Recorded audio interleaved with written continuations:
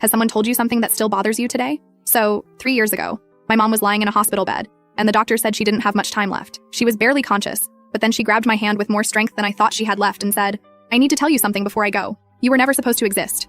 I froze. Like, what? I laughed nervously and said, "Mom, what are you talking about?" But she just shook her head and muttered something I couldn't hear.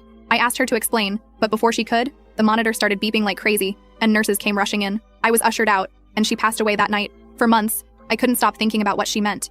I asked my dad, and he got weirdly quiet. He finally admitted they had split up briefly before I was born and said, "Your mom and I, we had some complicated times." He refused to say more. Then I found an old box of letters in the attic while clearing out her things. One letter stood out. It was from a man named Paul, and it said, "I hope one day I can meet her. Does she look like me?" I felt like my stomach dropped to the floor. Who the hell was Paul? I confronted my dad, and he finally broke down. Turns out Paul wasn't just some random guy. He was my real dad. My parents had apparently reconciled before I was born, but my mom never told Paul about me. Here's the kicker.